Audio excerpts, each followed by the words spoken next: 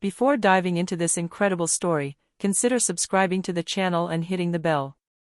Every story here has something to say, and you won't want to miss a single one. Manhattan, in the middle of a bright afternoon. The sun reflected off the windows of the skyscrapers, but the beauty of the city couldn't mask the tension reigning in the chic residential neighborhood of the Upper East Side. Clarice Beaufort, Chief Judge of the New York State Court of Appeals, walked towards her black sedan with effortless elegance, her face serene but determined. Clarice was no ordinary woman. By 40, she had etched her name in the legal system through her rigor, intelligence, and integrity. She was proud of her accomplishments, but she also knew that every step she took in this city could attract biased glances and hasty judgments. That day, the shadow of an unexpected injustice loomed. Officer DuPont, a police officer known for his abuse and arrogance, spotted Clarice and her luxury car. Without even checking the documents, he accused her of not having the right to drive the vehicle. The words resonated like a public sentence. Clarice, calm and dignified, tried to reason with the officer. "I'm a judge, look at my badge. I'm driving legally." But DuPont, blinded by his prejudices, mocked her authority and ordered her to get out of her car. Shocked passers-by began filming. The scene quickly became a public humiliation. What DuPont didn't know was that Clarice's day wouldn't end in fear or shame. What he didn't know was that when a certain man arrived on the scene, he and his colleagues would tremble with fear. Clarice's husband, David Leroy, a renowned lawyer and unyielding activist, wasn't going to let this injustice go unchallenged. Clarice knew that her dignity and justice could not be violated without consequences. And on that day, the city would witness a clash between the arrogance of power and the unwavering strength of justice and love. The sun beat down on the marble facades of the buildings, but the air was thick with tension. Clarice Beaufort was driving her black sedan, driving calmly through the residential neighborhood. Everything seemed normal, until a police vehicle appeared behind her, siren blaring. Officer DuPont, an arrogant-looking white man, got out of his car and stood in front of Clarice. "Ma'am, you must get out immediately," he ordered, his hands clenched around his service weapon. Clarice, surprised but calm, raised her hands slightly. "I'm a judge. Here are my badge and my papers. I drive my car legally." DuPont stared at her with a mixture of contempt and hostility. "It doesn't matter who you are. You're going down now." Passers-by began to emerge from their homes and film the scene. Indignant murmurs quickly spread. Clarice slowly got out of her car, her heels clicking on the pavement. Her gaze was calm, but every fiber of her body was tense. DuPont handcuffed him, despite his polite protests. "You have no authority here," he said arrogantly. Clarice felt her humiliation rising, but she refused to give in to anger. She knew that remaining calm was her only weapon in the face of blatant injustice. Passers-by whispered, some taking her side, others watching in disbelief. As DuPont gently nudged her toward the police vehicle, Clarice noticed the smartphone cameras pointed at them. She knew that this moment, though cruel, could prove the officer's arrogance and brutality. But what she didn't yet know was that the arrival of David Leroy, her husband, would transform this humiliation into a moment of power and justice, and that DuPont would discover that beneath Clarice's calm lay a formidable force. Sitting on the sidewalk with her hands cuffed, Clarice Beaufort breathed deeply. Every beat of her heart reminded her of the injustice that had just occurred, but she refused to let anger take over. Passers-by continued to film, some murmuring encouragement, others displaying a mixture of curiosity and unease. Clarice knew that her dignity was also a weapon. She looked at DuPont, who was beginning to show signs of impatience. His initial arrogance had given way to a subtle nervousness. The crowd, aware of the injustice, was amplifying the pressure without even meaning to. With a discreet movement, Clarice took her phone out of her bag and dialed a number she knew by heart, that of Antoine Delacroix, Attorney General and old trusted ally. "Antoine," she said calmly, "I need your help. Officer DuPont arrested me for no reason and is humiliating me in front of everyone." On the phone, Antoine's voice, firm and reassuring, rang out, "Clarice, stay calm. I'm already on my way. No one can humiliate you with impunity. Clarice put away her phone and turned her attention back to DuPont. The officer's every move now seemed less sure, more hesitant. She felt his patience and self-control beginning to affect the situation. The crowd, sensing a turning point, continued filming. Passers-by whispered to each other, "She's a judge, look at her staying calm." Clarice knew that Antoine's arrival alone would not be enough to resolve the situation. She had to remain calm until the arrival of her husband, David Leroy, whose presence would turn this humiliation into a lesson in justice and power. Each minute that passed consolidated her control, and Clarice was ready. The storm was approaching, and she was determined to emerge triumphant, intact, and invincible in her dignity. A few minutes later, a black car stopped abruptly near Clarice.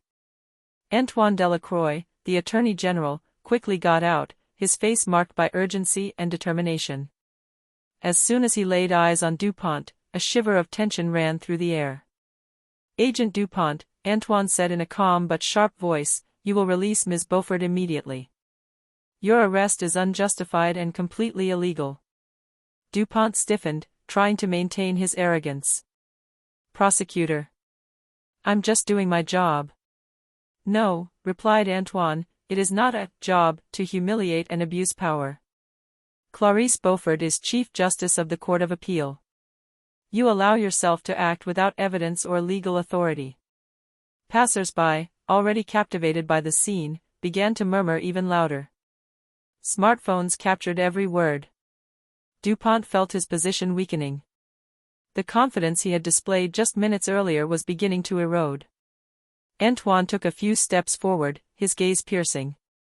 "I advise you to put down your handcuffs and let Ms. Beaufort leave immediately, before this situation escalates further, in front of witnesses and cameras." Clarice, still sitting calmly on the sidewalk, felt a subtle sense of relief. She knew that Antoine's arrival was already changing the dynamic.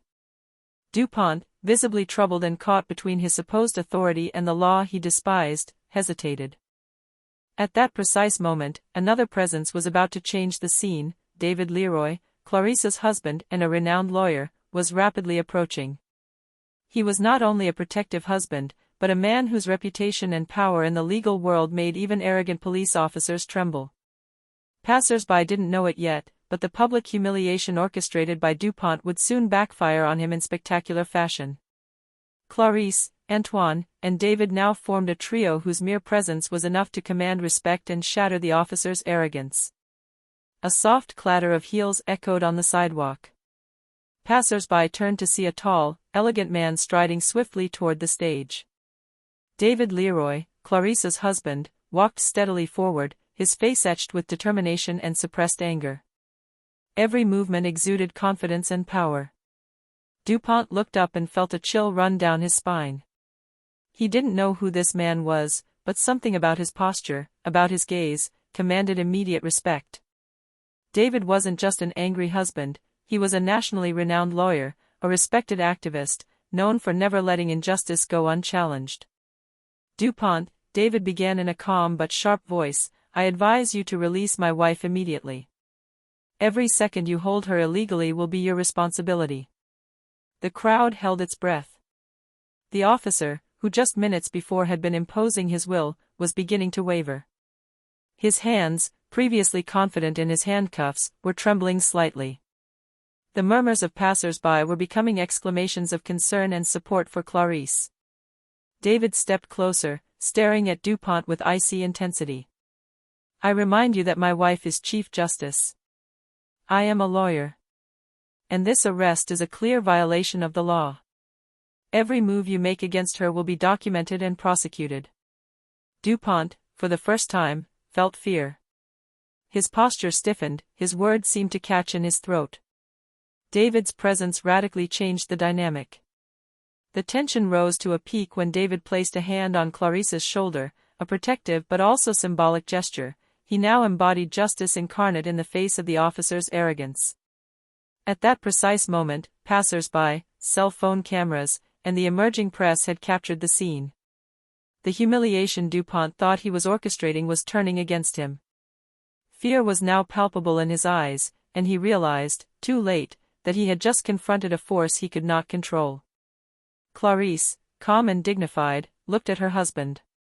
She knew that injustice would give way before their union, their strength, and their self-control. DuPont, alone and vulnerable, had just found himself facing a wall that no arrogance could break down. David Leroy stepped forward to the center of the sidewalk, where DuPont was attempting to maintain an authority that was visibly crumbling. Passers-by now surrounded the scene, smartphones in hand, capturing every gesture, every word. The air was charged with tension, almost electric. "Agent DuPont," David said in a calm but sharp voice, "you thought you could humiliate my wife with impunity. You're wrong. I'm just doing my job." DuPont stammered, his cheeks turning red. David didn't let him finish. "No, what you call work is nothing more than an abuse of power and pure racism. You are responsible for your actions. And every person here is witness to your injustice."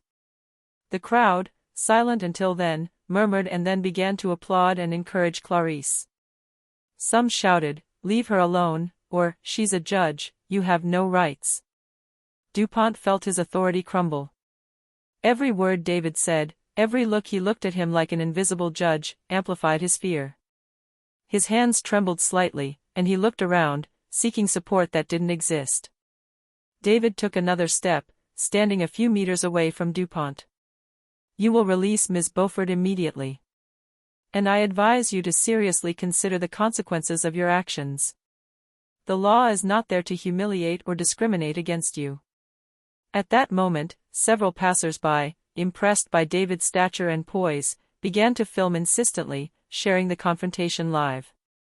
DuPont realized that this scene would be seen by thousands of people and that his reputation had just collapsed in public. Clarice, always calm and dignified, placed a hand on David's arm, a discreet but powerful gesture, a symbol of unity and mutual support.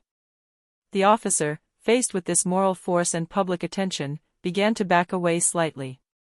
For the first time, DuPont felt real fear, the fear of losing his job, his reputation, and seeing his facade of power shattered in front of impassive witnesses.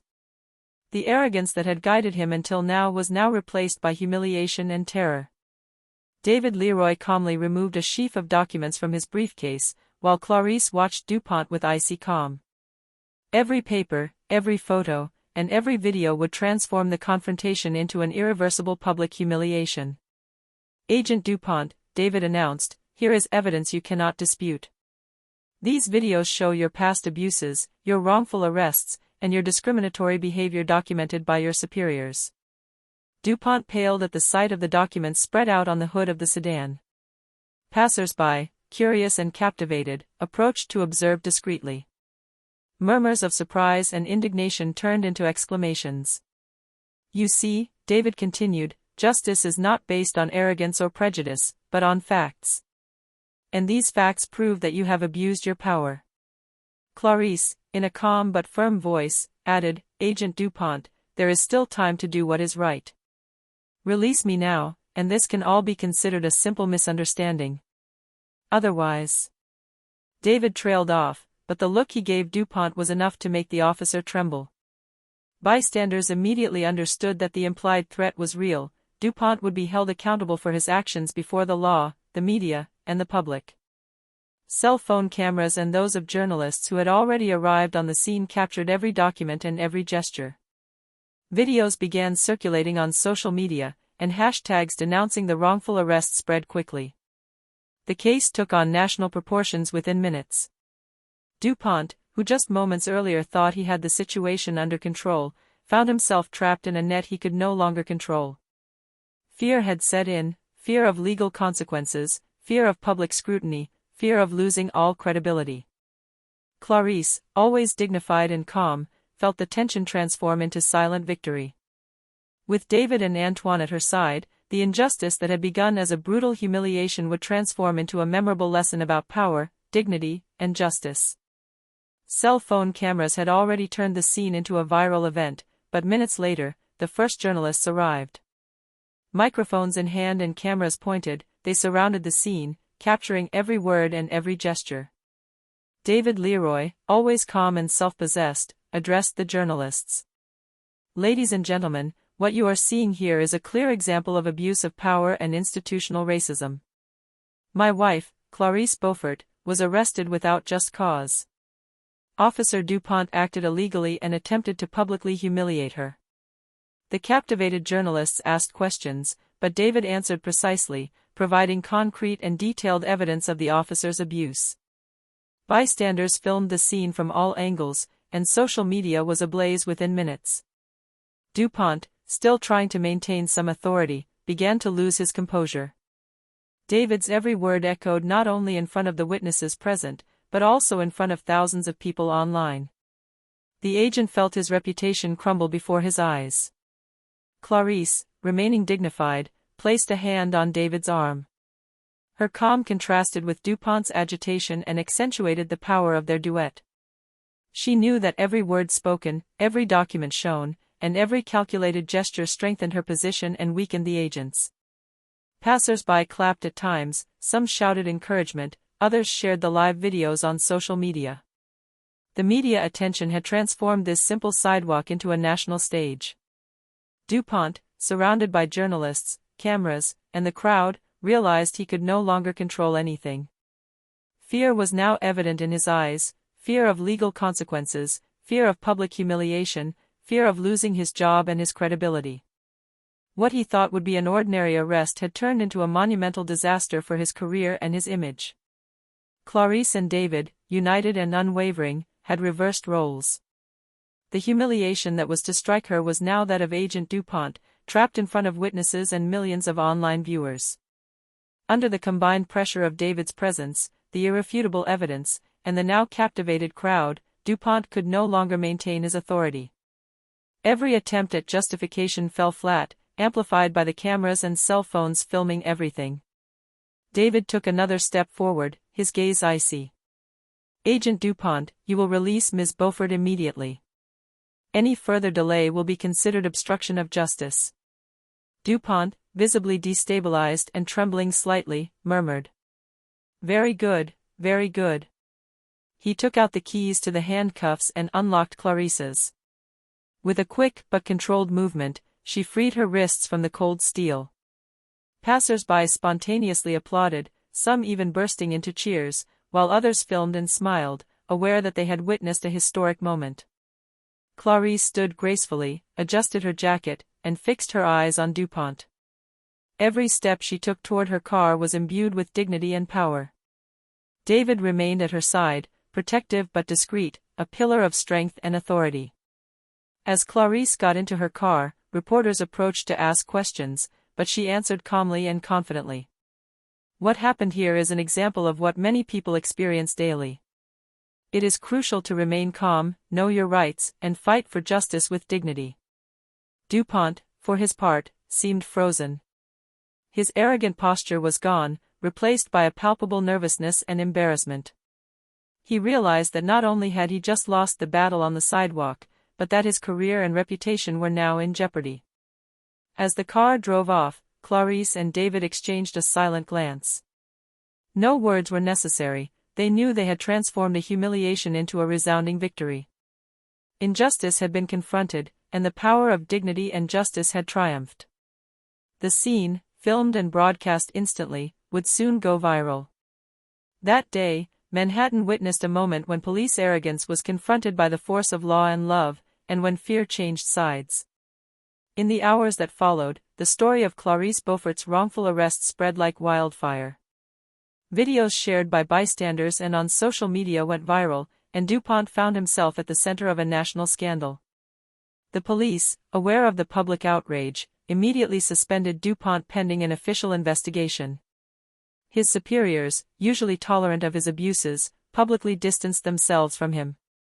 Every official statement emphasized the injustice of the arrest and the inappropriateness of his actions. The once confident DuPont now wandered the neighborhood like a fallen man. His colleagues, once intimidated by his arrogance, now looked at him with contempt. Every mention of his name on social media and in the media was accompanied by criticism, outraged comments, and calls for his resignation. Meanwhile, Clarice and David remained calm, dignified, and focused on what was next, ensuring justice was done. Both knew that the event was more than a personal victory, it was a symbol for all those who experience racism and abuse of power daily. Clarice delivered a sober but powerful speech on social media, emphasizing the importance of knowing your rights and never giving in to bullying. Hashtags related to her story became a movement, inspiring thousands of people to speak out against injustice. DuPont, meanwhile, faced utter humiliation. Every public appearance showed him in a negative light, and he realized, too late, that arrogance and ignorance came at a price. The police officer who had thought he could humiliate a black woman on the street had been confronted with his own weakness, and his reputation was paying the price. For Clarice and David, the victory lay not only in DuPont's suspension, but in the clear message sent to all: justice, dignity, and resilience always triumph over injustice and the abuse of power. The crowd, still around the stage, erupted in applause as Clarice and David walked hand in hand back to their car. Their calm, dignity, and unity had transformed what had begun as a public humiliation into a resounding display of justice and power. David opened the door for Clarice and gave her a look filled with pride and tenderness. No words were necessary. Passers-by understood that this couple was united not only by love, but by an indestructible moral strength. The media continued to film every moment, broadcasting the scene live. National television stations picked up the story, and social media was flooded with messages of support. Thousands of people shared their own experiences of injustice, inspired by Clarice's resilience. DuPont, meanwhile, was now isolated. Suspended and publicly humiliated, he realized the magnitude of his mistake. The arrogance that had guided his actions had been replaced by irreversible fear and shame. The police and the entire city had witnessed the complete reversal of the situation. Clarice and David finally left the neighborhood, under the admiring and respectful gaze of the crowd. Each step they took symbolized the victory of justice over injustice, of dignity over humiliation, and of courage over fear. As they disappeared into the car, David whispered, "Today we have shown that truth and justice can never be suppressed. And that dignity," added Clarice, "always remains our greatest strength." That day, Manhattan witnessed a memorable lesson. Injustice had been confronted and overcome, and the story of Clarice and David became a symbol of hope and courage for all those fighting racism and the abuse of power. A lesson that would remain etched in the memories of those who witnessed this historic confrontation.